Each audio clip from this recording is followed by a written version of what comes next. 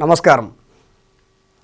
ఈరోజు మనం తెలుగు సాహిత్యంలో అభ్యుదయ కవిత్వ ఉద్యమాలు, విప్లవ కవిత్వ ఉద్యమాల గురించి మాట్లాడుకుందాం. తెలుగు సాహిత్యంలో కవిత్వ ఉద్యమాలలో తెలుగు కవిత్వాన్ని ఒక మేలి మలుపు తిప్పిన ఉద్యమం అభ్యుదయ కవిత్వంగా చెప్పవచ్చు. భావకవుల అనంతరం సమాజంలో వస్తున్నటువంటి మార్పులు, ఆ పరిణామాన్ని దృష్టిలో పెట్టుకొని అభ్యుదయ కవులు కవిత్వం రాశారు. అదే అభ్యుదయ కవిత్వం. ముఖ్యంగా ఈ అభ్యుదయ కవిత్వానికి ఒక గొప్ప నేపథ్యం ఉన్నది. ప్రపంచంలో పారిశ్రామిక విప్లవం అనంతరం అనేకమైనటువంటి మార్పులు చోటు చేసుకున్నాయి. పారిశ్రామికీకరణ, సామ్రాజ్యవాదం, ఈ వలసలు, ఇటువంటివి ప్రపంచంలో గణనీయమైనటువంటి మార్పులకు పునాదులు వేశాయి. ఈ కారణంగానే ప్రపంచంలో అభ్యుదయ భావాలు ఏర్పడడానికి, ప్రపంచంలో ఒక వర్గ వ్యవస్థ, కార్మికులు, పెట్టుబడిదారులు అనేటటువంటి ఒక వర్గ వ్యవస్థ ఏర్పడడానికి ఈ పారిశ్రామిక విప్లవం పురుడు పోసింది. ఈ నేపథ్యంలో ప్రజల పక్షాన, పేద ప్రజల పక్షాన నిలవడానికి పుట్టింది మార్క్సిజం. ఈ మార్క్సిజం పునాదిగా పురుడు పోసుకున్నదే అభ్యుదయ కవిత్వ ఉద్యమం. ఇది గొప్ప సాహిత్య ఉద్యమం. 1917లో రష్యాలో వచ్చినటువంటి అక్టోబర్ విప్లవం ప్రపంచ సాహిత్యంపై ఒక తీవ్రమైనటువంటి ప్రభావాన్ని చూపింది. సామ్యవాద, సమానత్వ భావనలు సాహిత్యంలో వస్తువులుగా మారినాయి. అంతకుముందు రాజులు, పురాణాలు, ఇతిహాసాలు ఇట్లాంటి సాహిత్యం నుంచి కవిత్వం కాస్త సామాన్యుని వస్తువుగా మారింది. మాక్సిమ్ గోర్కీ రాసిన అమ్మ నవల భారతీయ భాషల్లోకి అనువాదమైంది. ప్రపంచంలోని అనేక భాషల్లోకి అనువాదమైంది. తెలుగులో క్రొవ్విడి లింగరాజు గారు మాక్సిమ్ గోర్కీ రాసినటువంటి అమ్మ నవలను తెలుగులోకి అనువదించడం జరిగింది. ఈ నవల ఆనాటి భారతీయ పాఠకులను ఎంతగానో ప్రభావితం చేసింది. నేటికి కూడా అమ్మ నవల ఆలోచనాత్మకంగా పాఠకులను ఆలోచింపజేసేదిగా ఉన్నది. మరి ఇటువంటి సాహిత్యం అభ్యుదయ కవిత్వానికి ఒక పునాది అని చెప్పవచ్చు. ఇంకొకటి, అదే సమయంలో 1917 విప్లవానంతరం ప్రపంచం రెండు వర్గాలుగా విడిపోయింది. ఒకటి పెట్టుబడిదారీ ప్రపంచం, రెండోది సామ్యవాద ప్రపంచం. ఈ నేపథ్యంలో పెట్టుబడిదారీ ప్రపంచంలో వచ్చినటువంటి అనూహ్యమైనటువంటి మార్పుల కారణంగా 1929-30 కాలంలో ప్రపంచంలో ఒక గొప్ప ఆర్థిక మాంద్యం వచ్చింది. దీంతో ప్రపంచ ఆర్థిక వ్యవస్థ అంతా ఒక సంక్షోభంలో కూరుకుపోయింది. అది ఆనాటి రచయితల మీద తీవ్రమైనటువంటి ప్రభావాన్ని చూపింది. ఈ పరిస్థితులు క్రమంగా కవిత్వం వైపు కవులు మళ్ళడానికి హేతువుగా మారినాయని చెప్పవచ్చు. అప్పటి వరకు ఒక భావ కవిత్వ నేపథ్యంలో ఉన్నటువంటి కవులంతా అభ్యుదయం వైపు పయనించడానికి ఇదంతా కారణమైంది. ఆంగ్ల సాహిత్యంలో కూడా ఈ మార్పు మొదట వచ్చింది. ఆంగ్ల సాహిత్యంలోనే ఈ ఆర్డెస్ మొదలైనటువంటి కవులు న్యూ సిగ్నేచర్స్ అనే పేరుతో ఒక అభ్యుదయ కవితా సంపుటిని వెలువరించారు. ఇది కూడా ప్రపంచ సాహిత్య చరిత్రలో ఒక సంచలనం సృష్టించింది. ఈ న్యూ సిగ్నేచర్స్ పూర్తిగా కూడా అభ్యుదయ నేపథ్యంతో ప్రజల యొక్క కష్టాలను, ప్రజల యొక్క బాధలను కవిత్వీకరించినటువంటి కవితా సంపుటి ఇది. అదేవిధంగా ఈ భారతదేశంలో కూడా ఈ ఆర్థిక మాంద్య ప్రభావం పడింది. ఎందుకంటే అప్పటికి మనల్ని పరిపాలిస్తున్న వారు బ్రిటిష్ వారు కాబట్టి ఆ బ్రిటిష్ వారి ఆర్థిక విధానాల ఫలితంగా భారతదేశంలో కూడా ఒక తీవ్రమైనటువంటి సంక్షుభిత వాతావరణం అనేది ఏర్పడింది. 1930 నుంచి 40 వరకు భారతదేశంలో దాన్ని ఆకలి దశాబ్దంగా మనం చెప్పుకుంటూ ఉన్నాం. ఇటువంటి ఆ ఆకలి దశాబ్దంలో కవులు కూడా అటువంటి స్పందననే వెలువరించారు. అందుకే అభ్యుదయం వైపు, అభ్యుదయ సాహిత్యంలో రచనలు చేయడం జరిగింది. ముఖ్యంగా అప్పటికే ప్రపంచంలో ఒక అల్లకల్లోల స్థితి రావడానికి కారణం ఏమిటంటే ఈ మొదటి ప్రపంచ యుద్ధం 1914 నుంచి 19 వరకు జరిగినటువంటి మొదటి ప్రపంచ యుద్ధం ప్రపంచ ఆర్థిక వ్యవస్థ మీద ఒక తీవ్రమైనటువంటి ప్రభావాన్ని చూపింది. అదేవిధంగా భారతదేశంలో చూసినట్లయితే అప్పటి వరకు ఒక మితవాద ధోరణిలో ఉన్నటువంటి భారత జాతీయ నాయకులు కూడా ఈ విధంగా స్వాతంత్రం రాదు అనే ఉద్దేశంతో గాంధీజీ ప్రవేశించిన అనంతరం ఉద్యమ తీవ్ర రూపం దాల్చింది. ఒకవైపు విప్లవకారులు, మరొకవైపు గాంధేయవాదులు తీవ్రమైనటువంటి స్వాతంత్ర్య ఉద్యమాన్ని నడిపారు. ఒక అశాంతి, పేదరికం, ఈ కారణాల చేత ఇవన్నీ కూడా సాహిత్యంలో ప్రస్ఫురించడం మొదలైంది. కాబట్టి ప్రజల యొక్క ఆకాంక్షల మేరకు రాసినటువంటి కవిత్వమే సాహిత్యంలో మిగిలిపోతుంది. కాబట్టి ప్రజల యొక్క ఆకాంక్షల కోసమే కవులు కలమెత్తారు. అదేవిధంగా ఆనాటి ప్రజల యొక్క ఆకాంక్షలైనటువంటి పేదరిక నిర్మూలన, వీటి ఇతివృత్తంగా కవులు కవిత్వం రాశారు. అదే అభ్యుదయ కవిత్వం. ముల్క్రాజ్ ఆనంద్, మన భారతీయ ఆంగ్ల రచయిత ముల్క్రాజ్ ఆనంద్ అభ్యుదయ సాహిత్యంలో నవలలు రాశారు. కూలీ, అన్టచబుల్ మొదలైనటువంటి ఆంగ్ల నవలలు అభ్యుదయ సాహిత్యంలో గొప్ప మైలురాళ్ళుగా మనం చెప్పవచ్చు. అట్లా ఈ ముల్క్రాజ్ ఆనంద్ రాసినటువంటి నవలలు అభ్యుదయ సాహిత్యంలో ఒక మైలురాళ్ళుగా మనం చెప్పుకోవచ్చు. అదేవిధంగా ఈ ప్రపంచంలో జరుగుతున్నటువంటి పరిణామాల దృష్ట్యా భారతదేశంలో కూడా అభ్యుదయ రచయితల సంఘం ఏర్పడింది. 1935లో అభ్యుదయ రచయితల సంఘాన్ని ఏర్పాటు చేసుకున్నారు. 1936లో లక్నోలో ప్రముఖ హిందీ కవి ప్రేమ్చంద్ అధ్యక్షతన తొలి సమావేశం అరసం జరుపుకున్నది. అభ్యుదయ రచయితల సంఘం అరసం 1936లో మొట్టమొదటి సమావేశాన్ని జరుపుకున్నది. ఇక్కడ ఈ అభ్యుదయ రచయితల సంఘానికి మన తెలుగు ప్రాంతం నుంచి కూడా అనేక మంది రచయితలు వెళ్ళడం జరిగింది. అందులో ప్రధానంగా తుమ్మల వెంకటరామయ్య గారు, అబ్బూరి రామకృష్ణరావు గారు, సోమంచి యజ్ఞన శాస్త్రి గారు, వీళ్ళంతా కూడా అభ్యుదయ రచయితల సంఘం జాతీయ సమావేశానికి, తొలి సమావేశానికి లక్నోలో హాజరు కావడం జరిగింది. ఇది మన తెలుగులో కూడా అభ్యుదయ రచయితల సంఘం ఏర్పడడానికి ఒక ప్రేరణ అని చెప్పవచ్చు. తర్వాత అనంతరం వీరు 1943లో మన తెలుగులో కూడా అభ్యుదయ రచయితల సంఘాన్ని ఏర్పాటు చేయడం జరిగింది. ముఖ్యంగా ఈ అరసం యొక్క ఉద్దేశం ఏమిటి అని చూసినట్లయితే ప్రధానంగా ఈ మానవతావాదం, సామ్యవాదం, ఈ రెండు కూడా అభ్యుదయ రచయితల సంఘంపై తీవ్రమైన ప్రభావితం చేసినట్టుగా మనం చెప్పుకోవచ్చు. ఈ 1943లో ఆంధ్రలో అరసం ఏర్పడింది. ప్రథమ మహాసభ తెనాలిలో జరిగింది. తాపి ధర్మారావు గారు అధ్యక్షతన అభ్యుదయ రచయితల సంఘం తొలి సమావేశం 1943లో తెనాలిలో జరిగింది. మరి ఈ అభ్యుదయ రచయితల సంఘం యొక్క లక్ష్యాలు ఏమిటి, అసలు ఏ ఉద్దేశంతో ఏర్పడింది ఒకసారి చూసినట్లయితే అభివృద్ధికరమైనటువంటి సాహిత్య ప్రచురణ, ముఖ్యంగా ప్రజల ఇతివృత్తంగా, ప్రజల యొక్క సమస్యలే ఇతివృత్తంగా, ప్రజల యొక్క అభివృద్ధిని కాంక్షిస్తూ రాసినటువంటి సాహిత్యాన్ని ప్రచురించాలి, దానికి ఒక వేదిక ఉండాలి. కాబట్టి అభ్యుదయ రచయితల సంఘాన్ని ఏర్పాటు చేసుకోవడం జరిగింది. అదేవిధంగా అభివృద్ధి నిరోధకమైనటువంటి సంస్కృతిని ప్రతిఘటించాలి. స్వేచ్ఛ, ఆలోచన, అభిప్రాయ ప్రకటన హక్కు, ఇవన్నీ కూడా అరసం యొక్క ఆశయాలుగా మనం చెప్పుకోవచ్చు. స్వేచ్ఛాయుతమైన భావ ప్రకటన స్వేచ్ఛ కోసం అరసం కవులు నినదించారు. అభ్యుదయ కవిత్వానికి ఆద్యుడిగా మనం శ్రీశ్రీని చెప్పుకోవచ్చు. ఎందుకంటే వాస్తవంగా 1943లో అధికారికంగా అరసం ఏర్పడినప్పటికీ దానికంటే ముందే 1933 నుంచే శ్రీశ్రీ అభ్యుదయ భావాలతో కవిత్వాన్ని వెలువరించడం మొదలుపెట్టారు. శ్రీశ్రీ మొదట భావ కవిత్వంలో ఉన్న అనంతరం 1933 నుంచి గొప్ప కవిత్వాన్ని వెలువరించడం జరిగింది. అదే తర్వాత కాలంలో మహాప్రస్థానంగా, ఒక గొప్ప గ్రంథంగా, మన తెలుగు సాహిత్య చరిత్రలో ఒక గొప్ప గ్రంథంగా మనం మహాప్రస్థానాన్ని చెప్పుకోవచ్చు. అది అభ్యుదయ సాహిత్యానికి ఒక దిక్సూచి లాంటిది. మరి మానవతావాదం, అభివృద్ధి, శాంతి, సమానత్వాలు సాధించడం ద్వారా సమసమాజాన్ని స్థాపించాలని అరసం భావించింది. నిజంగా కూడా శాంతి, సమానత్వం ఉన్న చోట సమసమాజ స్థాపన సాధ్యమవుతుంది. కాబట్టి దానికోసమే అదే లక్ష్యంగా అభ్యుదయ కవులు తమ యొక్క కవిత్వాన్ని వెలువరించడం జరిగింది.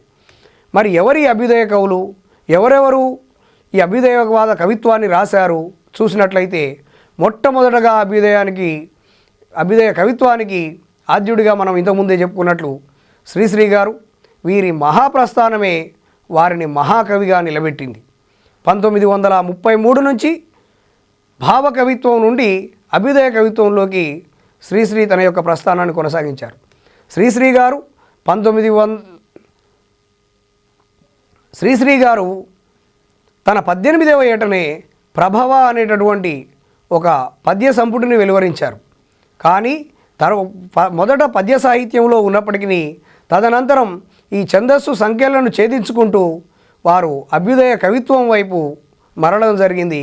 కేవలం కవిత్వం యొక్క భావంలోనే కాదు, భాషలోనూ కవిత్వ నిర్మాణంలోనూ ఒక విప్లవాత్మకమైనటువంటి అడుగులు వేసిన వారు శ్రీశ్రీ తరువాతనే కవిత్వం వచన కవిత్వం వైపు మళ్ళడం కూడా మనం గమనించవచ్చు. అట్లా భావ కవిత్వం నుంచి అభ్యుదయ కవిత్వం వైపు మళ్ళినటువంటి శ్రీశ్రీ ఒక మహాకవిగా సాహిత్య ప్రస్థానాన్ని కొనసాగించారు. ఇదే క్రమంలో ఆనాటి స్వాతంత్ర్య ఉద్యమంలో స్వాతంత్ర సమరయోధుడు ఉన్నవ లక్ష్మీనారాయణ గారు వారు ఆనాటి స్వాతంత్ర్యం కోసం జరుగుతున్నటువంటి పోరాటాన్ని ఒక నవల రూపంలో మాలపల్లి నవల రాశారు. ఇది చాలా సంచలనం సృష్టించినటువంటి నవల. ఇందులో ఆనాటి స్వాతంత్ర్యం కోసం ప్రజల యొక్క ఆకాంక్షలు వెలువరించడం జరిగింది. అదేవిధంగా ఆనాటి కుల వ్యవస్థ, ఆనాటి సామాజిక పరిస్థితులు మనం మాలపల్లి నవలలో గమనించవచ్చు. అంతేకాక సంఘ విజయం, ఈ మాలపల్లి నవలనే సంఘ విజయం అని చెప్తాం.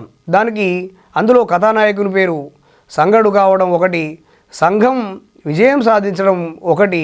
ఈ నేపథ్యంలో మాలపల్లికి మరొక పేరు సంఘ విజయం. అభ్యర్థులు గుర్తుపెట్టుకోవాలి, మాలపల్లికి మరొక పేరు ఏమిటి అని అడగవచ్చు, లేదా మాలపల్లి నవల రచయిత ఎవరని అడగవచ్చు. తొలి సామాజిక నవల ఏమిటి అన్నా కూడా మాలపల్లి అవుతుంది. తెలుగులో తొలి సామాజిక నవల, మనం ప్రక్రియల్లో కూడా దీని గురించి మాట్లాడుకుంటాం. ఈ మాలపల్లి నవల అభ్యుదయ సాహిత్యంలో ఒక గొప్ప నవలగా మిగిలిపోయింది. అదేవిధంగా తాపి ధర్మారావు గారు అభ్యుదయ రచయితల సంఘం తొలి అధ్యక్షులు తాపి ధర్మారావు గారు, వీరు కూడా చాలా గొప్ప సాహిత్యాన్ని సృష్టించడం జరిగింది. వీరు పత్రికల్లో కూడా ఒక విప్లవాత్మకమైనటువంటి మార్పులు తీసుకొచ్చిన వారు తాపి ధర్మారావు గారు. పత్రికల్లో వ్యవహార భాషను ప్రవేశపెట్టిన వారు తాపి ధర్మారావు గారు. చాలా గొప్ప గ్రంథాలు రాశారు. తాపి ధర్మారావు గారు రాసినటువంటి గ్రంథాల్లో ముఖ్యంగా రాళ్ళు రప్పలు, కొత్తపాలి, పాతపాలి, ఆల్ ఇండియా అడుగు తినేవాళ్ళ మహాసభ, పెళ్లి దాని పుట్టుపూర్వోత్తరాలు, దేవాలయాలపై బూతు బొమ్మలు ఎందుకు, ఇనుప కచ్చడాలు, ఇట్లాంటి గొప్ప గొప్ప గ్రంథాలు మన తాపి ధర్మారావు గారు వెలువరించడం జరిగింది. ఇవన్నీ కూడా అభ్యుదయ భావజాలంతో రాసినటువంటి గ్రంథాలు. రెంటాల గోపాలకృష్ణ గారు, వీరు సర్పయాగం, సంఘర్షణ అనేటటువంటి గ్రంథాలు రాయడం జరిగింది. కేవి రమణారెడ్డి గారు అడవి, భువన ఘోష అనే గ్రంథాలు రాశారు. డాక్టర్ సింగిరెడ్డి నారాయణ రెడ్డి గారు, వీరు చాలా గ్రంథాలు రాశారు. సుమారుగా 80కి పైగా గ్రంథాలు రాసినటువంటి డాక్టర్ సింగిరెడ్డి నారాయణ రెడ్డి గారు, వీరు తెలంగాణకు ఒక మకుటాయమానంగా వారు రాసినటువంటి విశ్వంబరకు జ్ఞానపీఠం లభించడం అనేది తెలంగాణ ప్రాంతానికే గర్వకారణం. జలపాతం, విశ్వంబర, మధ్యతరగతి మందహాసం, ఇట్లాంటి ప్రపంచ పదులు, ఇట్లాంటి గ్రంథాలన్నింటిలోనూ కూడా ఎక్కువగా అభ్యుదయ భావాన్ని వారు వెలువరించడం జరిగింది. సీనారే గారు రాసినటువంటి కృతుల గురించి మళ్ళీ కవులు కావ్యాల్లో ప్రత్యేకంగా మరొకసారి కూడా మనం మాట్లాడుకుంటాం. ఆరుద్ర గారు రాసినటువంటి త్వమే వాహం అనే గ్రంథం కూడా చాలా అభ్యుదయ కవిత్వంలో గొప్ప గ్రంథంగా మనం చెప్పుకోవచ్చు. కాళోజీ నారాయణరావు గారు జీవితాంతం కూడా ప్రజల కోసమే బతికినటువంటి మనిషి. అటువంటి కాళోజీ నారాయణరావు గారు తన యొక్క కవిత్వాన్ని అంతటిని కూడా నా గొడవ అనేటటువంటి పేరుతో కవితా సంపుటాలుగా వెలువరించడం జరిగింది.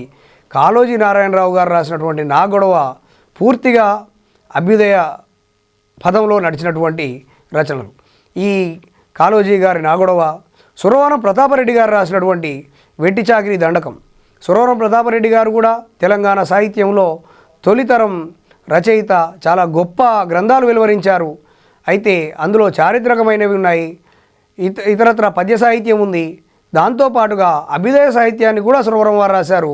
వారు రాసినటువంటి వెట్టి చాకిరి దండకం అభ్యుదయ సాహిత్యం కోవలోకి చెందుతుంది. తరువాత నల్లగొండ ప్రాంతం నుంచి, నల్లగొండ జిల్లా ఇప్పుడు ప్రస్తుతం యాదాద్రి భువనగిరి జిల్లాలో ఉన్నటువంటి గుండాల మండలం సుద్దాల ప్రాంతానికి చెందినవారు సుద్దాల హనుమంత్ గారు. వీరు రాసినటువంటి అనేకమైనటువంటి గేయాలు, బుర్రకథలు, ఆనాడు ప్రజలను చైతన్యపరచడానికి వారు చేసినటువంటి స్వతహాగా హనుమంతు గారు కళాకారులు కావడం, రచయిత కావడం చేత బుర్రకథలు, హరికథలు, యక్షగానాలు ఇటువంటివి రాస్తూ ప్రజల్లో ఒక చైతన్యాన్ని కల్పించడానికి ప్రయత్నం చేసిన వారు సుద్దాల హనుమంతు గారు. ఈ సుద్దాల హనుమంతు గారు రాసినటువంటి పల్లెటూరి పిల్లగాడ పసులగాసే మొనగాడ పాలుమరచి ఎన్నాళ్ళయ్యిందో, ఓ పాలబుగ్గల జీతగాడ కురువు కుదిరి ఎన్నాళ్ళయ్యిందో, ఈ పాట చాలా సుప్రసిద్ధమైనది. నాటికి నేటికి కూడా బాల కార్మిక వ్యవస్థ రూపుమాపడానికి ఈ పల్లెటూరి పిల్లగాడ పాట ఎంతో చైతన్యాన్ని ఇచ్చింది. ఎంతో గొప్ప పేరు ప్రతిష్టలు ఉన్నటువంటి పాట పల్లెటూరి పిల్లగాడ రాసిన వారు సుద్దాల హనుమంతు గారు. నల్లగొండకు చెందిన మరొక రచయిత కాంచనపల్లి చిన వెంకటరామారావు గారు. వారు రాసినటువంటి కథల సంపుటి మా ఊళ్ళో కూడానా. ఈ కాంచనపల్లి వారు రాసినటువంటి ఈ గ్రంథం కూడా ఆనాడు తెలంగాణ సాయుధ పోరాట కాలం నాడే ప్రజల్లో ఒక చైతన్యాన్ని తీసుకొచ్చినటువంటి కథా సంపుటంగా మిగిలింది. దీని తర్వాత సూర్యాపేట జిల్లాలో పాతర్లపాడు సమీపంలో ఉన్నటువంటి ఎర్రవాడు గ్రామానికి చెందినవారు బండి యాదగిరి గారు. ఈ బండి యాదగిరి రాసినటువంటి పాట బండెనక బండి గట్టి 16 బండ్లు గట్టి అనేటటువంటి పాట. ఇది ఆనాడు ఆ ప్రాంతంలో ఉన్నటువంటి దొర జన్నారెడ్డి ప్రతాపరెడ్డి గారిని ఉద్దేశించి రాసినటువంటి ఈ బండెనక బండి కట్టి అనే పాట ప్రజల్లో ఒక గొప్ప చైతన్యాన్ని రగిలించింది. నిజాం ప్రభుత్వం మీద ప్రజల యొక్క తిరుగుబాటుకు ఒక ఊతమై నిలిచింది. బండెనక బండి గట్టి 16 బండ్లు గట్టి అనేటటువంటి పాట. వీరి తర్వాత దాశరథి కృష్ణమాచార్యులు. వీరు సాంప్రదాయికమైనటువంటి ఛందస్సులో అభ్యుదయ భావాలు వెలువరించినటువంటి కవితా శరథి దాశరథి. ఈ దాశరథి గారు రాసినటువంటి గ్రంథాల్లో అగ్నిధార, రుద్రవీణ, మహాంధ్రోదయం, పునర్నవం, అక్షర ఆలోచనలు, కవితా పుష్పకం, పునర్నవం ఇట్లాంటి గొప్ప గొప్ప గ్రంథాలు ఎన్నో దాశరథి గారు రాశారు. దాశరథి గారు రాసిన దాంట్లో అగ్నిధార ప్రధానంగా చాలా గొప్ప కవిత్వాన్ని వెలువరించినటువంటి గ్రంథం. ఆచల్లని సముద్ర గర్భం, దాచిన బడ బాణలమెంతో లాంటి గొప్ప గొప్ప పాటలు దాశరథి గారి అగ్నిధార నుంచి మనకు కనిపిస్తాయి. తర్వాత ఖమ్మం జిల్లాకు చెందినటువంటి మరొక గొప్ప కవి రావెల్ల వెంకటరామారావు గారు. వీరు త్యాగజ్యోతులు, జీవనరాగం, చైతన్య స్రవంతి లాంటి గొప్ప గ్రంథాలు వెలువరించారు. రావెల్ల వెంకటరామారావు గారు 1944 ప్రాంతంలోనే తెలంగాణ ప్రాంతాన్ని తెలంగాణ తల్లి అని వర్ణించినటువంటి మొట్టమొదటి వ్యక్తి రావెల్ల వెంకటరామారావు గారు. కథనాన శత్రువుల కుత్తుకల నవలీల నుత్తరించిన బలోన్మత్తులేలిన నేల వీరులకు కానాచిరా తెలంగాణ ధీరులకు మొగసాలరా అంటూ తెలంగాణ యొక్క ఔన్నత్యాన్ని చాలా గొప్ప గీతంగా వారు వెలువరించడం జరిగింది. ఆ రావెల్ల వెంకటరామారావు గారు కూడా ఆనాడే అభ్యుదయ సాహిత్యాన్ని వెలువరించిన వారు. గవ్వా మురహరి రెడ్డి గారు. వీరు రాసినటువంటి గుంటక పురాణం, హాలికుడు రైతు నేపథ్యంలో రైతు యొక్క జీవితాన్ని కవిత్వీకరించినటువంటి తొలితరం కవుల్లో గవ్వా మురహరి రెడ్డి గారు ముఖ్యులుగా మనం చెప్పుకోవచ్చు. మురహరి రెడ్డి గారు రాసినటువంటి ఈ గుంటక పురాణం ఇటీవల ప్రపంచ తెలుగు మహాసభల సందర్భంగా కూడా తెలంగాణ ప్రచురణలు డాక్టర్ సుంకిరెడ్డి నారాయణ రెడ్డి గారు, అదేవిధంగా బి నరసింహరావు గారు వీరి ఆధ్వర్యంలో గొప్ప పుస్తకాలను మళ్ళీ వెలుగులోకి తీసుకురావడం జరిగింది. ఈ గుంటక పురాణం ఇటీవల పునర్ముద్రణ కూడా పొందింది. ఇట్లా ఆనాటి రైతు జీవితాన్ని అక్షరీకరించినటువంటి గవ్వా మురహరి రెడ్డి గారు అభ్యుదయ కవిగా మనం చెప్పుకోవచ్చు. అదేవిధంగా ఖమ్మం ప్రాంతానికి చెందినటువంటి మరొక గొప్ప కవి హీరాలాల్. ఈ హీరాలాల్ గారు బహుభాషా కోవిదులు. అనేకమైనటువంటి భాషల్లోంచి తెలుగులోంచి వివిధ భాషల్లోకి అనువాదాలు కూడా చేశారు. వీరు రాసినటువంటి గ్రంథాల్లో సుప్రసిద్ధమైనవి మహాపదం, మిన్నేటి పొంగులు, నేనీ భూదేవి బిడ్డను, గుడిమెట్లు, తెగని గొలుసులు, విరగని విగ్రహాలు మొదలైనటువంటి అనేకమైనటువంటి గ్రంథాలు రాసిన వారు హీరాలాల్ గారు. తరువాత చెప్పుకోదగినటువంటి మరొక గొప్ప కవి, తెలంగాణ గర్వించదగ్గ కవి మహైక. ఈ తెలంగాణ గర్వించదగ్గ కవి కవిరాజమూర్తి గారు వెలువరించినటువంటి గ్రంథం మహైక. ఈ మహైకకు ఒక ప్రత్యేకత ఉంది. వాస్తవంగా తెలుగులో వచన కవిత్వం ఎక్కడి నుంచి స్టార్ట్ అయింది అని చూసినప్పుడు తెలుగులో వచన కవిత్వం సాధారణంగా ఇప్పటి వరకు మనకు ఉమ్మడి రాష్ట్రంలో కుందుర్తి వారి తెలంగాణ నుంచే వచన కవిత్వం ప్రారంభమైంది అని చెప్తూ ఉంటారు. కానీ దీనికంటే ముందే కుందుర్తి వారి కంటే ముందే 1953లోనే మహైక అనేటటువంటి గ్రంథాన్ని వెలువరించిన వారు కవిరాజమూర్తి. ఇది తెలుగులో తొలి వచన గ్రంథంగా వచన కవిత్వంగా మనం చెప్పుకోవచ్చు. ఈ మహైక కూడా ఇటీవల సుంకిరెడ్డి నారాయణ రెడ్డి గారు వెలుగులోకి తీసుకురావడం జరిగింది. దాన్ని పుస్తకంగా అచ్చువేయడం జరిగింది. అదేవిధంగా మహైకతో పాటు కవిరాజమూర్తి గారు ప్రణతి అనే ఒక దీర్ఘ కవితను వెలువరించారు. నవయుగశ్రీ అనేటటువంటి మరో గ్రంథాన్ని కూడా వెలువరించడం జరిగింది.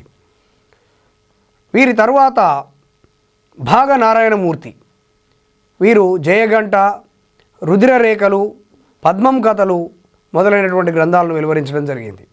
తరువాత మెదక్ జిల్లాకు చెందినటువంటి మరొక గొప్ప కవి వేముగంటి నరసింహాచార్యులు, వీరు ప్రబోధం అనేటటువంటి గ్రంథాన్ని రాయడం జరిగింది. మహబూబ్ నగర్ జిల్లాకు చెందినటువంటి ముకురాల గ్రామానికి చెందినటువంటి ముకురాల రామారెడ్డి గారు దేవరకొండ దుర్గం, నవ్వే కత్తులు లాంటి గ్రంథాలను వెలువరించడం జరిగింది.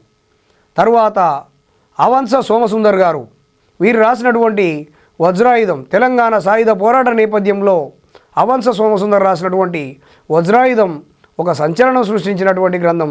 అది కూడా అభ్యుదయ సాహిత్యంలో ఒక గొప్ప గ్రంథంగా మనం చెప్పుకోవచ్చు. తర్వాత ప్రముఖ పాత్రికేయులు, గొప్ప కవి నార్ల వెంకటేశ్వరరావు గారు, వీరు సీతా జోస్యం, నరకంలో హరిశ్చంద్రుడు మొదలైనటువంటి వ్యంగ్య రచనలు వెలువరించడం జరిగింది. ఇవి కూడా అభ్యుదయ సాహిత్యంలో ఒక గొప్ప గ్రంథాలుగా మనం చెప్పుకోవచ్చు.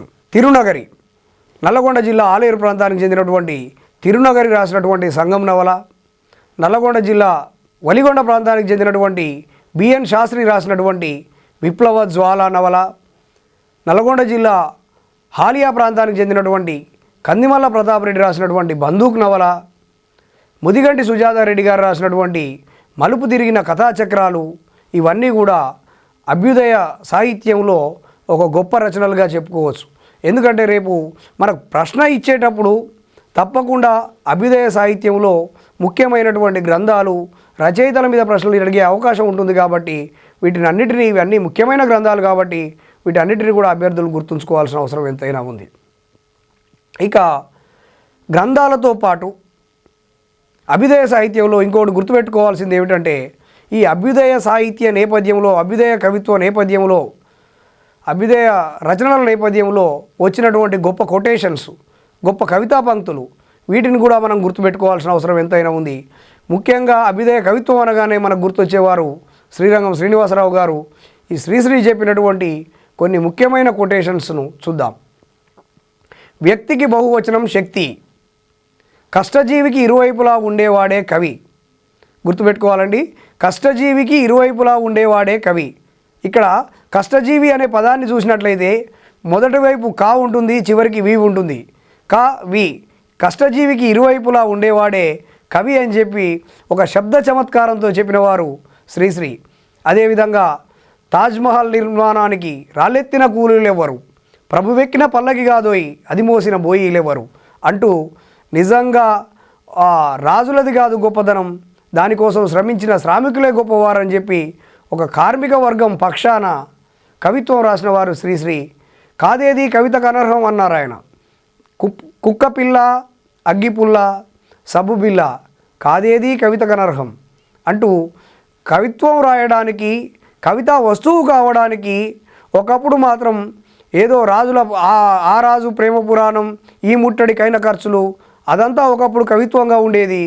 ఇప్పుడు సాధారణమైనటువంటి ఏ అంశం మీదనైనా కవిత్వం రాయొచ్చు అని నిరూపించిన వారు శ్రీశ్రీ. కాబట్టి వారు కుక్క పిల్ల, అగ్గి పుల్ల, సబ్బు విల్ల, కాదేది కవితకు అనర్హం, కవితామయమే నోయి అన్నీ అని చెప్పడం జరిగింది. అదేవిధంగా అరిస్తే పద్యం, స్మరిస్తే కావ్యం, ఈ వాక్యం పలికిన వారు కూడా శ్రీరంగం శ్రీనివాసరావు గారు. కదిలేది కదిలించేది, పెనునిద్దుర వదిలించేది, ముందుకు నడిపించేది కావాలో ఈ నవకవనానికి అంటూ కవిత్వం యొక్క ఆవశ్యకతను చెప్పినటువంటి కవిత్వం యొక్క లక్ష్యం ఏంటో చెప్పినటువంటి కవిత్వం శ్రీశ్రీ గారు రాశారు. పదండి ముందుకు పదండి తోచుకు పోదాం పోదాం పైకి కనపడలేదా మరో ప్రపంచపు బడవాగ్ని. ఇట్లా కవిత్వాన్ని ముందుకు నడిపించిన వారు శ్రీరంగం శ్రీనివాసరావు గారు. మానవుడే నా సందేశం, మనుష్యుడే నా సంగీతం అని ప్రకటించిన వారు శ్రీరంగం శ్రీనివాసరావు గారు. నేను సైతం ప్రపంచాగ్నికి సమితనొక్కటి ఆహుతిస్తాను. చాలా మనం ఇప్పుడు చెప్పుకుంటున్నటువంటి ఈ కొటేషన్స్ అన్నీ కూడా చాలా సుప్రసిద్ధమైనవి, పదే పదే మనం వివిధ సందర్భాల్లో వింటున్నటువంటివి. వీటిని గుర్తుపెట్టుకోవాలి. ఇట్లా ఒక కవితా పంక్తి ఇచ్చి ఇది అన్నదెవరు అని ప్రశ్నలు అడిగే అవకాశం ఉంటుంది, కాబట్టి గుర్తుపెట్టుకోవాలి. పరస్పరం సంఘర్షించిన శక్తులతో చరిత్ర పుట్టెను అని చెప్పిన వారు శ్రీరంగం శ్రీనివాసరావు గారు. అదేవిధంగా దాశరథి కృష్ణమాచార్యులు. ఈ దాశరథి కృష్ణమాచార్యులు గారు చాలా గొప్ప, తెలంగాణ గర్వించదగినటువంటి గొప్ప కవి. వీరు రాసినటువంటి పద్య పంక్తులు అనేకం కూడా ప్రజల నోళ్ళలో నేటికి మనకు వినిపిస్తూ ఉంటాయి. మూగబోయిన కోటి తమ్ముల గలాన పాట పలికించి కవితా జవమ్ము కూర్చి నా కళానికి బలమిచ్చి నడిపినట్టి నా తెలంగాణ కోటి రతనాల వీణ, నా తెలంగాణ కోటి రతనాల వీణ. అనేక మార్లు మనం ఈ తెలంగాణ ఉద్యమ నేపథ్యం నుంచి నేటి వరకు పదే పదే వింటున్నటువంటి మాట నా తెలంగాణ కోటి రతనాల వీణ. ఇది దాశరథి గారు పలికినటువంటి మాట. ఇక అనాదిగా సాగుతుంది సంగ్రామం, అనాథకు ఆగర్భ శ్రీమంతుడికి మధ్య అని పలికిన వారు దాశరథి గారు. తెలంగాణము రైతుదే ముసలినక్కకు రాచరికంబు దక్కునే అంటూ రైతుకే నిజంగా తెలంగాణ చెందాలని కాంక్షించిన వారు దాశరథి కృష్ణమాచార్యులు. ఎవరు కాకతి ఎవరు రుద్రమ, అన్ని నేనే అంతా నేనే, వెలుగు నేనే తెలుగు నేనే అని ప్రకటించిన వారు దాశరథి కృష్ణమాచార్యులు. ఆ చల్లని సముద్ర గర్భం దాచిన బడబానలమెంతో, ఆ నల్లని ఆకాశంలో కానరాని భాస్కరులెందరో. ఈ గొప్ప పాటను రాసింది కూడా దాశరథి కృష్ణమాచార్యులు గారు. రానున్నది ఏది నిజం, అది ఒకటే సోషలిజం అంటూ నిజంగా సామ్యవాదమే నిజమైనది అని ప్రకటించిన వారు దాశరథి కృష్ణమాచార్యులు గారు.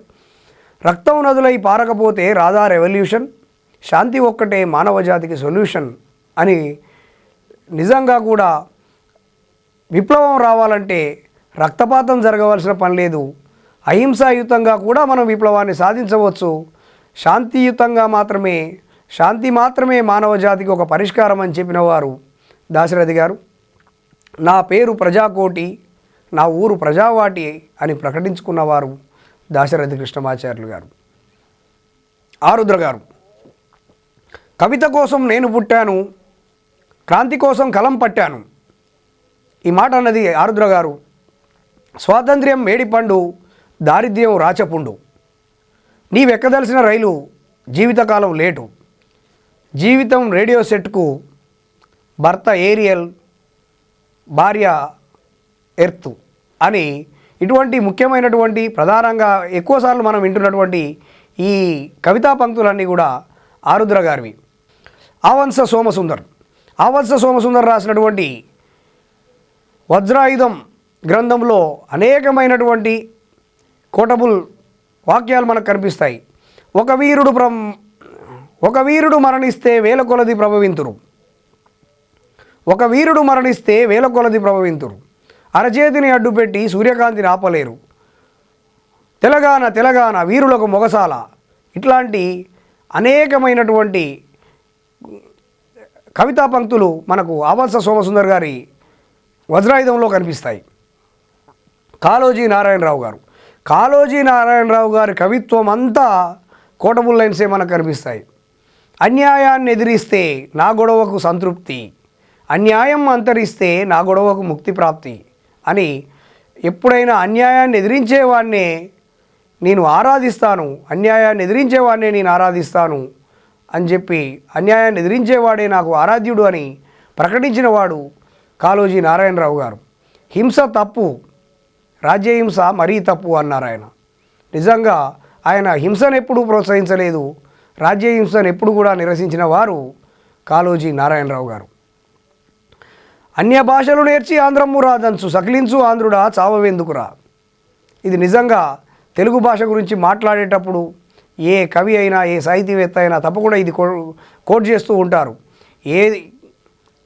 ఏ భాష రా నీది ఏమి వేషమురా, ఈ భాష ఈ వేషం ఎవరి కోసమురా, అన్య భాషలు నేర్చి ఆంధ్రము రాదంచు సకిలించు ఆంధ్రుడా చావవెందుకురా అన్నాడు కాళోజీ నారాయణరావు గారు. నిజంగా పరభాషలు నేర్చుకోవడం తప్పు కాదు, కానీ మన భాషను మరవకూడదనేటటువంటి ఒక గొప్ప సందేశాన్ని వారు ఇవ్వటం జరిగింది. తరువాత అనుభవం ఉన్నది ఒకచోట, అధికారం బది ఒకచోట, అన్నపురాసులు ఒకచోట, ఆకలి మంటలు ఒకచోట, గట్టి దవడలు ఇంకొక చోట, కమ్మని చెకిలాలు ఒకచోట, హంసతూలికలు ఒకచోట, అలసిన దేహాలు ఒకచోట. ఇట్లా సమాజంలో ఉన్నటువంటి వైరుధ్యాన్ని ప్రశ్నించిన వారు కాళోజీ నారాయణరావు గారు. చూడండి, అనుభవం ఉన్నది ఒకచోట, అధికారం బది ఒకచోట, అన్నపురాసులు ఒకచోట, ఆకలి మంటలు ఒకచోట. అంటే ఆకలి అయిన వాడికి అన్నం దొరకట్లేదు అనేటటువంటి విషయాన్ని, సమానత్వం లేదు అనే విషయాన్ని, ఒక వ్యత్యాసం ఉన్నటువంటి విషయాన్ని చాలా చక్కగా వారు వివరించడం జరిగింది. ఒక్క సిరా చుక్క లక్ష మెదళ్లకు కదలిక. ఇది నిజంగా చాలా గొప్ప కొటేషన్గా మనం చెప్పుకోవచ్చు. కాళోజీ నారాయణరావు గారు రాసినటువంటిది ఒక్క సిరా చుక్క లక్ష మెదళ్లకు కదలిక. నిజంగా అక్షరం యొక్క గొప్పతనాన్ని తెలిపినటువంటి కవితా పంక్తి ఇది. పుట్టుక నీది చావు నీది, బతుకంతా దేశానిది. ఇది లోక్నాయక్ జయప్రకాష్ నారాయణ గారు మరణించిన సందర్భంలో కాళోజీ గారు మాట్లాడినటువంటి మాటలు ఇవి. పుట్టుక నీది చావు నీది, బతుకంతా దేశానిది. అది నిజంగా కాళోజీ గారు జయప్రకాష్ నారాయణ గారి గురించి మాట్లాడినప్పటికీ ఇది కాళోజీ గారి జీవితానికి కూడా అన్వయించుకోవచ్చు. వారు పూర్తిగా బతుకంతా కూడా ప్రజల కోసం అంకితం చేసినటువంటి మహామనీషి కాళోజీ నారాయణరావు గారు. బడి పలుకుల భాష కాదు, పలుకుబడుల భాష కావాలి అన్నారు కాళోజీ గారు. నిజంగా కూడా పిల్లలు మాట్లాడేటటువంటి ఇంట్లో మాట్లాడే భాషకు పాఠశాల భాషకు వ్యత్యాసం ఉన్నప్పుడు పిల్లలు దాన్ని చక్కగా నేర్చుకోవడానికి అనేకంగా అవరోధం ఎదురవుతుంది. కాకుండా ఇంట్లో ఏ భాష మాట్లాడుతున్నారో అదే భాష తరగతి గదిలో కూడా ఉన్నప్పుడు నేర్చుకోవడం చాలా తేలికవుతుంది. ఇది మానవ విజ్ఞానవేత్తలు కూడా చెప్పినటువంటి మాట. కాబట్టి బడి పలుకుల భాష కాదు, పలుకుబడుల భాష కావాలని ఆకాంక్షించిన వారు కాళోజీ నారాయణరావు గారు. అభ్యుదయ సాహిత్యానికి మరి ఈ విధంగా మనం ఇప్పటివరకు చూసిన దాంట్లో అభ్యుదయ రచయితల సంఘం ఎట్లా ఏర్పడింది, దాని యొక్క నేపథ్యం ఏమిటి, అదేవిధంగా అంతర్జాతీయంగా జాతీయంగా మన తెలుగు ప్రాంతంలో ఈ అభ్యుదయ సంఘాలు ఎట్లా ఏర్పడ్డాయి, దానికి ఊతం ఇచ్చినటువంటి గ్రంథాలు ఏమిటి, రచయితలు ఎవరు అనే విషయాన్ని మనం గమనించడం జరిగింది. అదేవిధంగా అభ్యుదయ రచయితలు ఎవరు, వారు ఏ గ్రంథాలు రాశారు అనేది కూడా మనం చూసాం. దాంతోపాటుగా అభ్యుదయ కవులు వారి యొక్క గొప్ప కవితా పంక్తులను గురించి కూడా మనం మాట్లాడుకోవడం జరిగింది. ఇక మరి అభ్యుదయ సాహిత్యాన్ని ప్రచారం చేసినటువంటి కొన్ని ప్రముఖమైన పత్రికలు ఉన్నాయి. ఇవి కూడా తప్పకుండా మనందరం అధ్యయనం చేయాల్సిన అవసరం ఎంతైనా ఉంది. అభ్యుదయ సాహిత్యానికి ఊతమిచ్చినటువంటి పత్రికల్లో ప్రధానంగా ఈ రాచమల్లు సత్యవతీదేవి గారు నడిపినటువంటి తెలుగు తల్లి పత్రిక, ముద్దుకృష్ణ వైతాళికులు ముద్దుకృష్ణ గారు నడిపినటువంటి జ్వాల, కొంపెల్ల జనార్దన్ రావు గారు నడిపినటువంటి ఉదయని. కొంపెల్ల జనార్దన్ రావు గారిని కూడా మనం తప్పకుండా గుర్తుపెట్టుకోవాలి.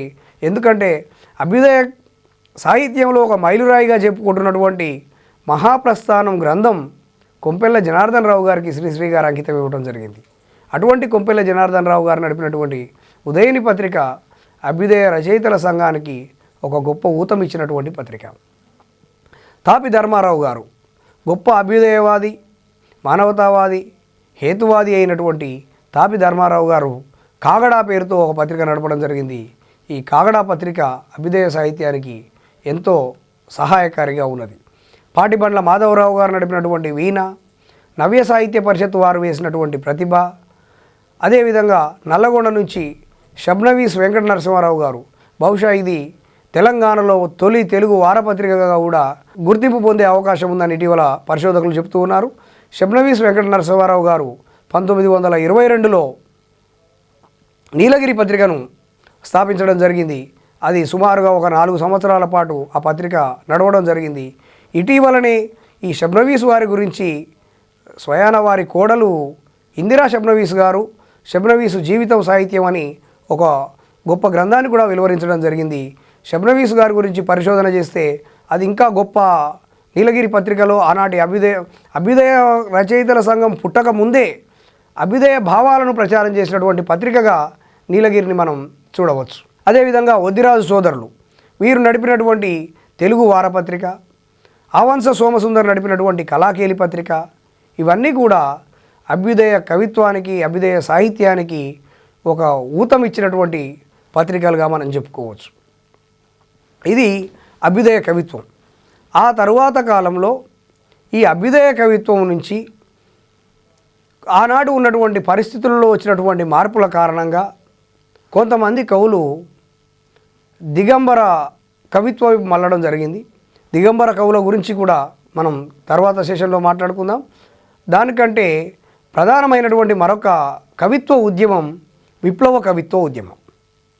ఈ విప్లవ కవిత్వ ఉద్యమం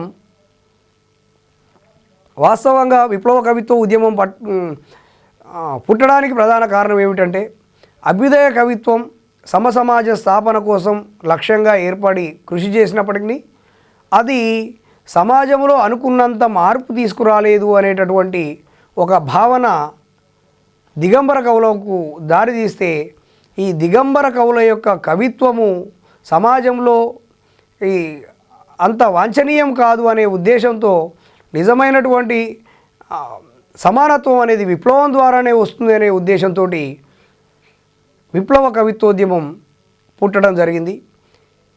మార్క్సిజం నేపథ్యంలో పుట్టింది అభ్యుదయవాద కవిత్వం అయితే మార్క్సిజం, లెనినిజం, మావోయిజం నేపథ్యంలో పుట్టింది విప్లవ కవిత్వంగా మనం చెప్పుకోవచ్చు. దిగంబర కవుల తరువాత రచయితల యొక్క ఆలోచన సరళిలో ఒక మార్పు వచ్చింది. ఎందుకంటే ప్రపంచవ్యాప్తంగా పెట్టుబడిదారీ విధానం పట్ల ప్రజల్లో ఒక అసహనం వచ్చింది. అది ప్రజా కవుల యొక్క కవిత్వంలో ప్రస్ఫుటించింది. విప్లవ కవిత్వ ఉద్యమానికి ఇది బాటలు పరిచింది. ఎట్లా అంటే మార్క్సిజం, లెనినిజం, మావోయిజం మాత్రమే సమాజానికి మార్గం చూపగలవని విప్లవ కవులు నమ్మడం జరిగింది. దున్నేవాడికే భూమి కావాలి, పెట్టుబడిదారుల నుంచి గ్రామాలను విముక్తి చేయడం ద్వారా గ్రామ స్వరాజ్యం, సామ్యవాద సమసమాజ స్థాపన, ఇవి విప్లవ కవిత్వానికి లక్ష్యాలుగా ఏర్పడ్డాయి. వాస్తవంగా 1947లో స్వాతంత్ర్య అనంతరం అంతకుముందు ఏ విధంగా అయితే దొరలు భూస్వాముల చేతుల్లో భూమి ఉందో భూ సంస్కరణల కంటే ముందు అనేక మంది భూమి లేని రైతులు గ్రామాల్లో ఉండగా కొద్దిమంది చేతుల్లోనే భూమి కేంద్రీకృతమై ఉండడం, రైతులందరూ కూడా కౌలుదారులుగా కూలీలుగా జీవిస్తూ ఉండడం, ఇది ప్రజల్లో ఒక అసహనాన్ని పెంచింది. అది దున్నేవాడికి భూమి నినాదానికి కారణమైంది. ఈ పెట్టుబడిదారుల నుంచి గ్రామాలను విముక్తి చేసినప్పుడే గ్రామాలు అభివృద్ధి చెందుతాయని భావించి ఈ గ్రామ స్వరాజ్యం, సామ్యవాద సమసమాజ స్థాపన, వీటి కోసం విప్లవ కవిత్వం తమ యొక్క లక్ష్యాలుగా ప్రకటించుకోవడం జరిగింది. దీనికి 1967 మే 23న డార్జిలింగ్ జిల్లాలో సిలిగురి, నక్సల్బరీ, బేల్బరీ ఈ గ్రామాల్లో చారు మజుందార్ అనే వ్యక్తి యొక్క నాయకత్వంలో భూస్వాముల మీద సామాన్య జనం తిరుగుబాటు చేయడం జరిగింది. ఇది విప్లవ కవులకు ఒక ప్రేరణ ఇచ్చింది. చారు మజుందార్ నక్సల్బరీ ఉద్యమ నాయకుడు చారు మజుందార్ యొక్క తిరుగుబాటు విప్లవ కవిత్వానికి భారతదేశంలో విరసం విప్లవ రచయితల సంఘం ఏర్పాటుకు ఒక ఊతమిచ్చిందని చెప్పుకోవచ్చు. అదేవిధంగా మన తెలుగు ప్రాంతంలో చూసినట్లయితే 1968లో శ్రీకాకుళం గిరిజన పోరాటం, శ్రీకాకుళంలో వెంపటాపు సత్యం అనే కవి శ్రీకాకుళ గిరిజన పోరాటంలో కండబలం కలిగినట్టి కొండజాతి వీరుడా అని రాసినటువంటి పాట విప్లవ కవిత్వోద్యమానికి నాంది అని చెప్పవచ్చు. ముఖ్యంగా ఈ తొలితరం విప్లవ కవుల్లో వెంపటాపు సత్యం, సుబ్బారావు పాణిగ్రాహి, ఆదిభట్ల కైలాసం, చాగంటి భాస్కర్రావు, పంచాది నిర్మల మొదలైనటువంటి వారెందరో కూడా ఈ విప్లవ కవిత్వానికి ఊతమిచ్చిన వారని మనం చెప్పుకోవచ్చు. ముఖ్యంగా ఈ విప్లవ కవిత్వానికంటే ముందే తిరగబడు అని ఒక కవితా సంకలనం తెలుగులో వచ్చింది. 1969లో వచ్చినటువంటి ఈ తిరగబడు కవితా సంకలనం విప్లవోద్యమానికి దారులు పరిచింది. ముఖ్యంగా ఈ తిరగబడు కవులు కిషన్, లోచన్, ఎక్స్రే, సుదర్శన్, సుధాకర్, సంజీవరావు, యాదగిరిరావు, వరవర్రావు వీళ్ళందరూ కూడా తిరగబడు కవులుగా ప్రసిద్ధి చెందారు. ఈ తిరగబడు కవితా సంకలనమే తరువాత కాలంలో విప్లవ రచయితల సంఘంగా ఏర్పడడానికి ఒక కారణమైందని చెప్పవచ్చు. అదేవిధంగా 1970లో జరిగినటువంటి మరొక సంఘటన కూడా విరసం ఆవిర్భావానికి కారణమైందని చెప్పుకోవచ్చు. 1970 ఫిబ్రవరి 1-2 తేదీల్లో విశాఖపట్నంలో శ్రీశ్రీ గారి షష్ఠిపూర్తి సభ జరిగింది. ఈ షష్ఠిపూర్తి సభలో కొంతమంది ఆంధ్ర విశ్వవిద్యాలయం యొక్క విద్యార్థులు తెలుగు కవులకు ఒక సవాలని ఒక కరపత్రాన్ని విడుదల చేయడం జరిగింది. ఆ కరపత్రమే విప్లవ రచయితల సంఘం ఆవిర్భావానికి కారణభూతమైందని చెప్పవచ్చు. ఈ అన్నిటి నేపథ్యంలో ఇటు తిరగబడు కవితా సంపుటి, ఇటు విద్యార్థుల యొక్క కరపత్రము, అటు నక్సల్బరీ ఉద్యమము, ఈ నేపథ్యంలో 1970 జూలై 4న విరసం విప్లవ రచయితల సంఘం ఆవిర్భవించింది. విప్లవ రచయితల సంఘానికి తొలి అధ్యక్షుడిగా పనిచేసిన వారు శ్రీరంగం శ్రీనివాసరావు. విరసం ప్రకటించినటువంటి తొలి కవితా సంపుటి ఝంఝా. విప్లవ అంటే మొదట శ్రీశ్రీ గారు అభ్యుదయ కవిగా ఉన్నప్పటికీ తదనంతరం వారు విప్లవ రచయితల సంఘంలో చేరి విరసంకు తొలి అధ్యక్షుడిగా పనిచేసిన వారు శ్రీరంగం శ్రీనివాసరావు గారు. ఈ విప్లవ రచయితల సంఘం ప్రకటించినటువంటి తొలి గ్రంథం ఝంఝా కవితా సంపుటి. తొలితరం విప్లవ రచయిత సుబ్బారావు పాణిగ్రాహి గారు విరసం ప్రకటించినటువంటి ఝంఝాను సుబ్బారావు పాణిగ్రాహి గారికి అంకితం ఇవ్వడం జరిగింది. విప్లవ రచయితల సంఘం తొలి మహాసభ అక్టోబర్ 8, 1970న ఖమ్మంలో శ్రీశ్రీ అధ్యక్షతన నిర్వహించుకోవడం జరిగింది. విరసం తన యొక్క ప్రచారం కోసం ఏర్పాటు చేసుకున్నటువంటి మాసపత్రిక అరుణతార. విప్లవ రచయితగా శ్రీశ్రీ అభ్యుదయ రచయితగా గొప్ప గ్రంథం మహాప్రస్థానం అయితే, విప్లవ రచయితగా శ్రీశ్రీ రాసినటువంటి మరొక గొప్ప గ్రంథం మరో ప్రస్థానం. ఈ మరో ప్రస్థానం శ్రీశ్రీ విప్లవ భావాలతో రాసినటువంటి గ్రంథంగా మనం చెప్పుకోవచ్చు. జట్కావాలా, భూమి ఆకాశాలు, తుది పయనం, తొలి విజయం ఇవన్నీ కూడా శ్రీశ్రీ విప్లవ నేపథ్యంతో రాసినటువంటి గ్రంథాలు. మరి విప్లవ రచయితల సంఘంలో సుప్రసిద్ధమైనటువంటి కవులెవరు, వారు ఏ గ్రంథాలు రాసిర్రు ఒకసారి చూద్దాం. అలిశెట్టి ప్రభాకర్ గారు కరీంనగర్ జిల్లా జగిత్యాల ప్రాంతానికి చెందినటువంటి అలిశెట్టి ప్రభాకర్ గారు విప్లవ రచయితల సంఘంలో సభ్యుడిగా చాలా గొప్ప గ్రంథాలను వెలువరించడం జరిగింది. అలిశెట్టి రాసినటువంటి ఎర్ర పావురాలు, మాటల జెండాలు, చురకలు, రక్తరేఖ, ఎన్నికల ఎండమావి, సంక్షోభ గీతం, సిటీ లైఫ్ ఇవన్నీ కూడా అలిశెట్టి రాసినటువంటి గొప్ప గ్రంథాలు. మరణం నా జీవిత చివరి చరణం కాదు అని ప్రకటించినటువంటి గొప్ప కవి అలిశెట్టి ప్రభాకర్ గారు. అలిశెట్టి ప్రభాకర్ గారు తాను నమ్మినటువంటి సిద్ధాంతం కోసం తన జీవితం అంతా కూడా మిక్కిలి పేదరికంలో గడిపినటువంటి గొప్ప వ్యక్తి అలిశెట్టి గారు. వారు తన జీవిక కోసం ఒక స్టూడియో ఏర్పాటు చేసుకొని అటు కవిత్వంలో ఒక ఉన్నత స్థాయిలో గొప్ప కవిత్వాన్ని రాసి ఒక నిబద్ధతతో జీవించినటువంటి గొప్ప కవి అలిశెట్టి ప్రభాకర్. కేవి రమణారెడ్డి గారు వీరు రాసినటువంటి అడవి, అదేవిధంగా సూర్యుడు మావోడు, అంగారక వల్లరి, ఎర్ర పిడికిలి, జైలు కోకిల ఇవన్నీ కూడా కేవి రమణారెడ్డి గారు రాసినటువంటి విప్లవ గ్రంథాలు. చెరబండరాజు వీరు బద్దం భాస్కర్ రెడ్డి గారు మన యాదాద్రి భువనగిరి జిల్లా అంకుశాపురం గ్రామానికి చెందినటువంటి ఉపాధ్యాయుడైనటువంటి చెరబండరాజు గారు, బద్దం భాస్కర్ రెడ్డి గారు, వారి యొక్క కలం పేరు చెరబండరాజు. వీరు రాసినటువంటి గమ్యం, ముట్టడి, పల్లవి, కత్తిపాట మొదలైనటువంటి గొప్ప గ్రంథాలను వెలువరించిన వారు చెరబండరాజు గారు.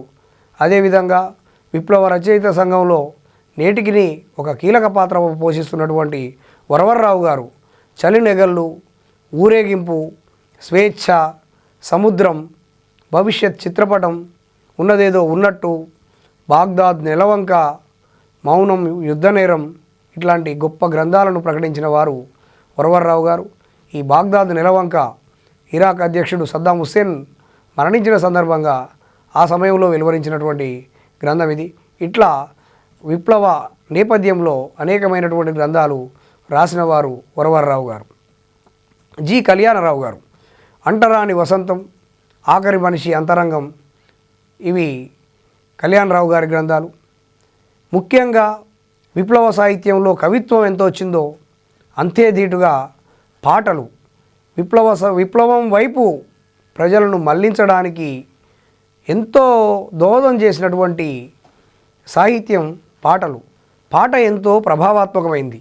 పాట వల్ల ఎంతోమంది ఉత్తేజితులై విప్లవంలోకి వెళ్ళిపోయినటువంటి సంఘటనలు మనం 1970 దశకంలో చూడవచ్చు. అటువంటి విప్లవ సాహిత్యంలో గొప్ప పాటలు అనేకం వచ్చినాయి. అందులో కొన్ని మచ్చుకు ముఖ్యమైన కొన్ని పాటలను గురించి మనం ఒకసారి చూద్దాం. జగిత్యాల మండుతుంది పిల్లా పిల్ల, అల్లం నారాయణ గారు రాసినటువంటి పాట ఇది. అదేవిధంగా ప్రముఖ ప్రజావాగ్గేయకారులు గద్దర్ గారు రాసినటువంటి పాట దళిత పులులమ్మ కారంచేడు భూస్వాములతో అంటూ వారు రాసినటువంటి కారంచేడు సంఘటన, గుంటూరు జిల్లా కారంచేడులో దళితుల మీద జరిగినటువంటి దాడులకు నిరసనగా వారు రాసినటువంటి పాట దళిత పులులమ్మ అనేటటువంటి పాట. అన్నా అన్నా విన్నావా, పీడిత జాతి విముక్తి చూపే మావో సూక్తులు విన్నావా అని వెంపటాపు సత్యం రాసినటువంటి పాట. అదేవిధంగా సుబ్బారావు పాణిగ్రాహి గారు వీరు అనేకమైనటువంటి గొప్ప పాటలు రాశారు. ఓ అరుణ పతాకమా చేకొనుమా రెడ్ షెల్యూట్, శ్రమజీవుల కేతనమా మీకిదిగో మా రెడ్ షెల్యూట్ అంటూ సుబ్బారావు పాణిగ్రాహి గారు రాసినటువంటి పాట నేటికి కమ్యూనిస్టులు పాడుకుంటూ ఉంటారు. ఇంకా ఎరుపంటే కొందరికి భయం భయం, పసిపిల్లలు వారికంటే నయం నయం ఈ పాటను కూడా రాసిన వారు సుబ్బారావు పాణిగ్రాహి గారే. అదేవిధంగా కష్టజీవులం మేం కమ్యూనిస్టులం, అవునన్నా కాదన్నా అదే ఇష్టలం ఈ పాట రాసిన వారు కూడా సుబ్బారావు పాణిగ్రాహి గారే. అదేవిధంగా చెరబండరాజు గారు రాసినటువంటి ఒక గొప్ప పాట ఏ కులమబ్బీ బీదే మతమబ్బీ, ఏ కులమబ్బీ మాదే మతమబ్బీ అంటూ కులమతాలకు వ్యతిరేకంగా నిజంగా వృత్తుల యొక్క గొప్పతనాన్ని చాటి చెప్పినటువంటి పాట చెరబండరాజు గారు రాసినటువంటి ఏ కులమబ్బీ. అదే చెరబండరాజు గారు రాసినటువంటి మరొక పాట కొండలు పగలేసినం బండలను పిండినం మానెత్తురు కంకరగా ప్రాజెక్టులు గట్టినం, శ్రమ ఎవడిదిరో సిరి ఎవడిదిరో అంటూ కార్మికులది కష్టమేమో కార్మికులది, దాన్ని అనుభవించేవారు ఇంకొకరు అంటూ ఆ అసమానత్వాన్ని నిలదీసినటువంటి గొప్ప కవి చెరబండరాజు గారు. అదేవిధంగా బర్రెంక చెట్టు కింద నరుడో భాస్కరుడా అంటూ ఈ నరుడో భాస్కరుడా అనేటటువంటి ఒక గొప్ప గీతాన్ని రాసినటువంటి శివసాగర్ గారు. శివసాగర్ గారు వారి కలం పేరు శివసాగర్, వారి పేరు కుంభం సత్యమూర్తి గారు. అదేవిధంగా ఎర్రజెండె నీయలో ఎర్రెర్రనిది జెండె నీయలో చాలా గొప్ప పాట, అనేక సార్లు మనం వింటున్నటువంటి పాట. ఈ పాటను రాసినటువంటి వారు అల్లం వీరయ్య గారు. అదేవిధంగా ఈ ఊరు మనదిరా ఈ వాడ మనదిరా ఈ పాట రాసినటువంటి గూడ అంజయ్య గారు. ఈ పాటలన్నీ కూడా విప్లవ సాహిత్య నేపథ్యంలో వచ్చినటువంటి గొప్ప పాటలుగా మనం చెప్పుకోవచ్చు. ఈ విధంగా విప్లవ సాహిత్యంలో చాలా గొప్ప సాహిత్యం వచ్చింది. ఇది ప్రజలను కదిలించింది. ఒక దశకంలో అసలు నిజంగా కూడా విప్లవోద్యమం వైపు ప్రజలు మళ్ళడానికి విరసం ఎంతగానో కదిలించింది అని విప్లవ సాహిత్యాన్ని మనం అధ్యయనం చేస్తే అర్థమవుతుంది. కాబట్టి మన తెలుగు సాహిత్య ఉద్యమాలలో అతి కీలకమైన ఉద్యమాలుగా మనం అభ్యుదయ సాహిత్యం, విప్లవ సాహిత్యాలను చెప్పుకోవచ్చు. ఈరోజు మనం చెప్పుకున్నటువంటి అంశాలను మరొక్కసారి ఒక స్థూల పరిశీలన చేద్దాం. అభ్యుదయ సాహిత్యం గురించి మనం మాట్లాడుకున్నట్లయితే అభ్యుదయ సాహిత్యం మార్క్సిస్టు నేపథ్యంలో అభ్యుదయ సాహిత్యం రావడం జరిగింది. అభ్యుదయ కవిత్వం తెలుగులో మొట్టమొదటిసారిగా అభ్యుదయ కవిత్వానికి ఆద్యుడిగా మనం శ్రీశ్రీ గారిని చెప్తాం. శ్రీశ్రీ గారు రాసినటువంటి మహాప్రస్థానం అభ్యుదయ కవిత్వంలో ఒక గొప్ప గ్రంథంగా మనం చెప్పుకోవచ్చు. 1943లో ఆంధ్రప్రదేశ్లో అరసం ఏర్పడింది. 1943లో ఆంధ్రలో అరసం ఏర్పడింది. తాపి ధర్మారావు గారు అధ్యక్షులుగా తెనాలిలో అరసం ఏర్పాటు చేయడం జరిగింది. అదేవిధంగా అభ్యుదయ రచయితల సంఘం నుంచి అనేకమైనటువంటి గొప్ప కావ్యాలు వచ్చినాయి.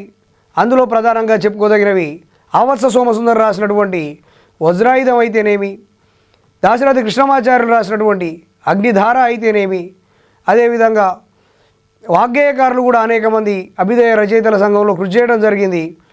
అందులో సుద్దాల హనుమంతు గారు అయితేనేమి అనేక మంది కవులు కృషి చేయడం జరిగింది. కాళోజీ నారాయణరావు గారు, సుద్దాల హనుమంతు గారు, ఇట్లా అనేక మంది అభ్యుదయ రచయితలుగా కృషి చేయడం జరిగింది. అదేవిధంగా అభ్యుదయ రచయితలు రాసినటువంటి గ్రంథాలు, వారి యొక్క కవితా పంక్తులను కూడా మనం గుర్తుపెట్టుకోవాలి. కవితా పంక్తుల్లో ప్రధానంగా శ్రీశ్రీ గారు రాసినటువంటి అనేకమైనటువంటి కవితా పంక్తులు, మహాప్రస్థానంలో ఉన్నటువంటి కవితల్లో అనేకమైనటువంటి పంక్తులను మనకు ఉదాహరించి ఈ కవితా పంక్తి ఎవరు రాసిరని ప్రశ్న అడిగే అవకాశం ఉంటుంది. కాబట్టి అభ్యర్థులు అభ్యుదయ సాహిత్యంలో వచ్చినటువంటి ప్రముఖమైనటువంటి కవితా పంక్తులను మరొక్కసారి అధ్యయనం చేయాల్సిన అవసరం ఎంతైనా ఉంది. దాంతోపాటు విప్లవ రచయితల సంఘం విషయానికి వచ్చినట్లయితే విప్లవ రచయితల సంఘం కూడా అభ్యుదయ సాహిత్యం పూర్తిగా సమసమాజ స్థాపనలో విజయవంతం కాలేదు అని నమ్మిన వారే తదనంతర కాలంలో విప్లవ కవులుగా మారడం జరిగింది. శ్రీశ్రీ గారు అభ్యుదయ కవి నుంచి విప్లవ కవిగా మారినారు. విప్లవ విరసానికి మొట్టమొదటి అధ్యక్షులుగా శ్రీశ్రీ గారే పనిచేయడం జరిగింది. 1971లో విరసం ఆవిర్భవించింది. వరవర్రావు గారు, కళ్యాణరావు గారు, అదేవిధంగా సుబ్బారావు పాణిగ్రాహి, వెంపటాపు సత్యం, ఇట్లా పంచాది నిర్మల, ఇట్లాంటి అనేక మంది విప్లవ కవులు గొప్ప కవిత్వాన్ని సృష్టించడం జరిగింది. వారు రాసినటువంటి అనేకమైనటువంటి పాటలు ప్రజలను కదిలించడం జరిగింది. విప్లవ కవిత్వంలో అనేకమైనటువంటి పాటలు వచ్చినాయి.